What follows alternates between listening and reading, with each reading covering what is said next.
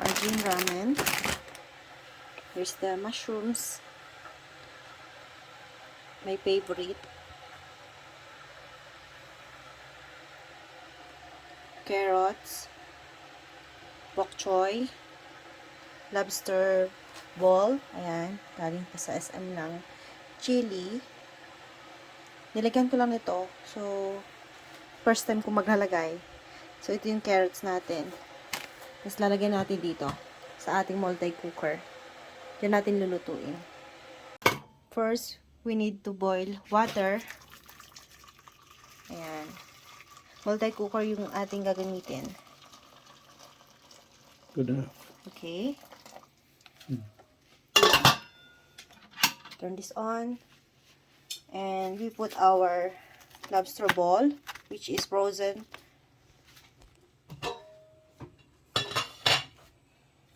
Kamay na natin. Malinis yung kamay natin.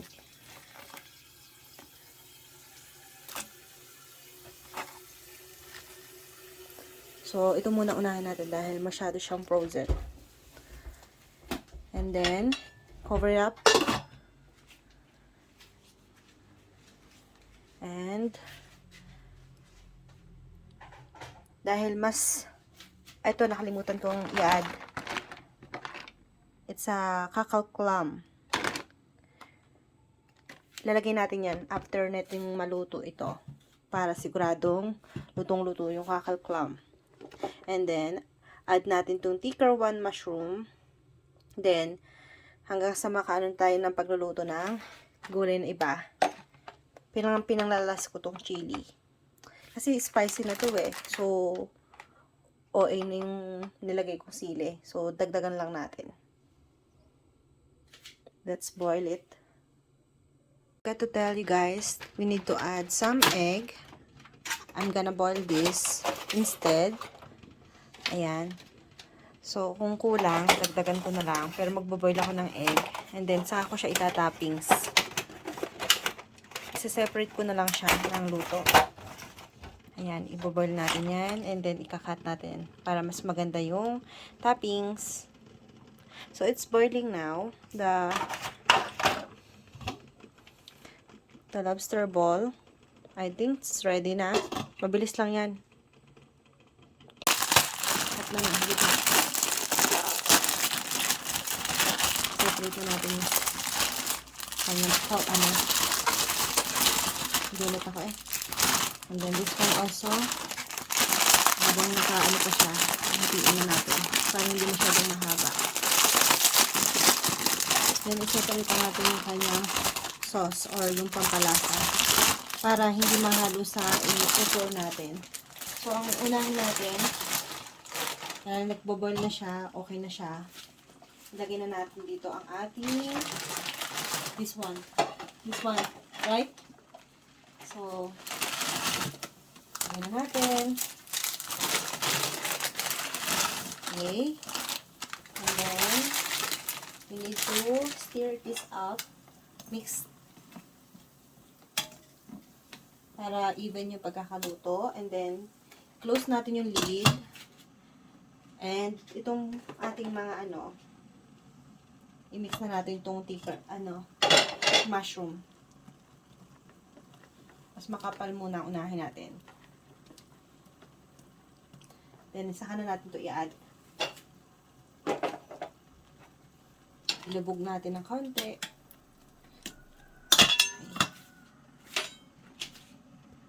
Ito yung pampalasa na Arjun ramen.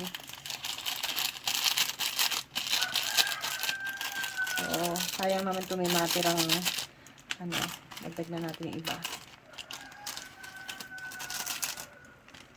Then, this one too. Ito yata yung spicy. So,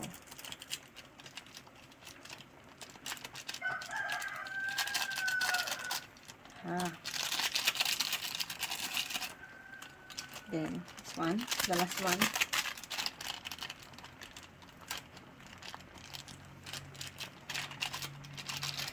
Okay. Mix natin dahil kailangan natin maging even yan. Ma-absorb na nung natin. Idagdag na natin tong mga mushroom.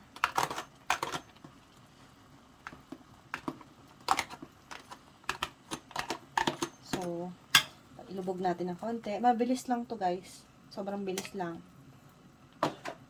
Tapos, dagdag natin. Chili. I-add na natin itong mga medyo thicker one na vegetable. Kinat natin yan sa gitna para hindi naman maano yung. Tapos itong itagdag na natin pala to. So, tapos itong ating enoki. Talagang walang nasayang. So, i-add na natin yung chili natin na gusto natin mas spicy. Spicy na yan. Oo. Gusto ko ng, ano,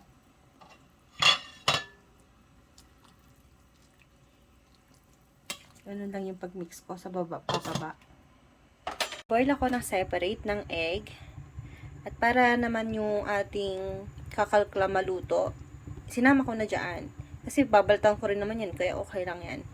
Hindi ako maselan. So, yung kakalklam, may mga sand siya dyan. So, kung mayroon mang siyang ma-retain na sand sa ilalim na hindi masasama sa soup. So, kukunin lang natin yung pinakalaman at yun ang ita-toppings.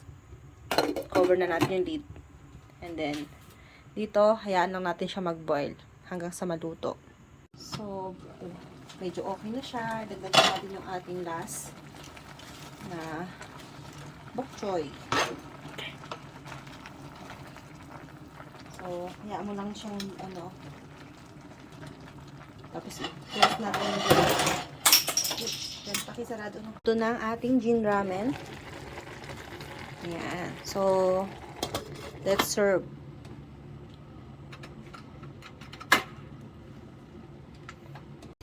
Ito yung mga ingredients niya.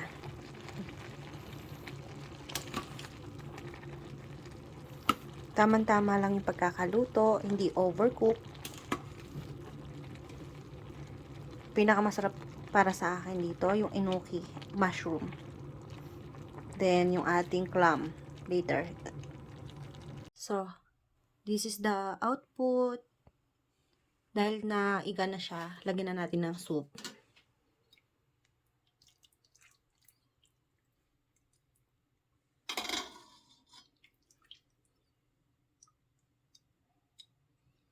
Lagyan natin sa kilid.